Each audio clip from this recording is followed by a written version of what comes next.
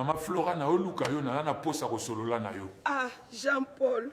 Na lota yo déjà na ndoto nga na yo mwasi na mobali. Donc omona kingai na ndoto na yo nde komisio boye? Oui, na yebi yo.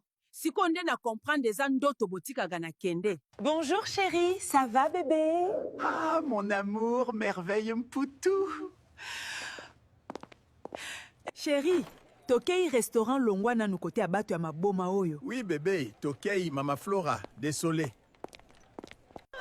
Jean-Paul, merci na oyo salinga. Na ini yo nga na auto divorce ka lelo. Jean-Paul ba client no bazaka nde mitu batala boye. Jean-Paul ba client na yo bazaka nde mitu batala boye. Oui, bwakisa ye tokei. Jean-Paul, merci na oyo salinga.